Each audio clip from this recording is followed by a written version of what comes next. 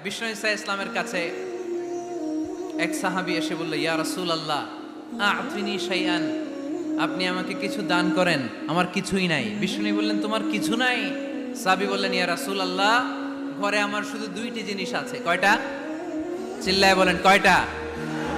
এক হচ্ছে একটা জামা, দুই হচ্ছে পানি খাওয়ার একটা জগ। বিষ্ণু বললেন, এই দুইটাই নিয়ে আসো। বিশ্বনবীর কথা শুনে ওই সাহাবী ঘর থেকে জামা নিয়ে আসলেন, পানি খাওয়ার জগ নিয়ে আসলেন। বিশ্বনবী সাল্লাল্লাহু আলাইহি ওয়াসাল্লাম ওনার মোবারক হাত দিয়ে এক হাতে জামা ধরে আরেক হাতে পানির জগটা ধরে সাহাবীদের দিকে উদ্দেশ্য করে বললেন, মাইয়াশতারি হাদাইন, এই দুইটা জিনিস কেনার মতো কে কে আছে দেখি? কয়েকজন হাত তুললো। বিশ্বনবী বললেন, কত দিয়ে কিনবা? এক সাহাবী বলে, ইন্নী আশতারিহিমা বিদিরহাম, ও নবী যদিও এগুলো আমার দরকার নাই, কিন্তু আপনি যেহেতু নিলামে ডাক তুলেছেন, ইয়া রাসূলুল্লাহ ইয়া হাবিবাল্লাহ, আপনার সম্মানে আমি 1 দিরহাম দিয়ে দুইটা জিনিস কিনে নেব।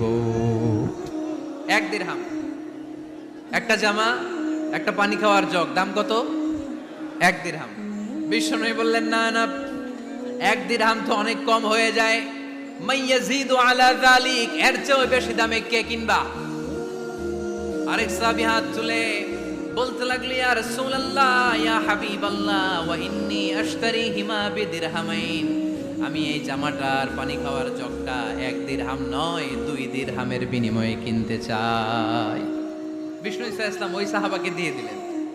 দিয়ে 2 দিরহাম নিয়ে যে লোকটা ভিক্ষা করতে এসেছিল তার হাতে 2 দিরহাম দিয়ে বললেন, যাও 1 দিরহাম দিয়ে ঘরে খাবার কিনে দিয়ে আসো, আরেক দিরহাম দিয়ে একটা কুঠার কিনে নিয়ে আসো।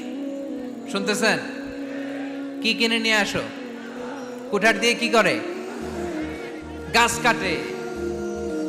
ওই সাহাবী কুঠার কিনে নিয়ে আসার পরে বিশ্বনবী নিজ হাতে কুঠারের মধ্যে একটা কাঠের হাতল লাগায় দিলেন। আল্লাহু আকবার! হাতল ছাড়া কুঠার ইউজ করা যাবে?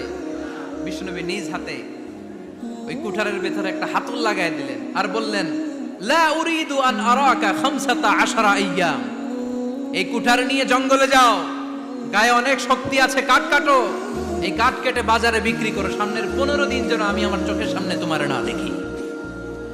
বিশ্বনবীর পরামর্শ অনুযায়ী কুঠার নিয়ে ওই সাহাবী জঙ্গলে চলে গেলেন। কাঠ কেটে বাজারে বিক্রি করতে করতে 15 দিন পরে 10 দিরহাম নিয়ে বিশ্বনবীর দরবারে হাজির হয়ে গেলেন। 10 দিরহাম নিয়ে বিশ্বনবীর কাছে হাজির হয়ে গেলেন।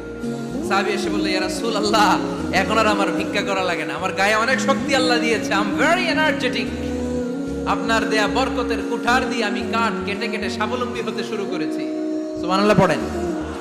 আমি এখন 10 দিরহামের মালিক। বিশ্বনবী বললেন, লা আইয়াহতাতিবা আহাদুকুম হুজমাতান আলা যাহরিহি খায়রুম মিন আইয়াসআলা শাইআন ফায়ু'তিয়াহু আও ইয়ামনাহু, যাদের গায়ে শক্তি আছে তারা ভিক্ষা না করে কাঠ কেটে পিঠে সেই বোঝা নিয়ে বাজারে বিক্রি করা অনেক ভালো, কারণ কারো কাছে যদি তুমি হাত পাতো সে দিতেও পারে, নাও দিতে পারে, আর কষ্ট করলে কষ্ট কোনোদিন বৃথা যায় না। চিল্লায় বলেন ঠিক কিনা?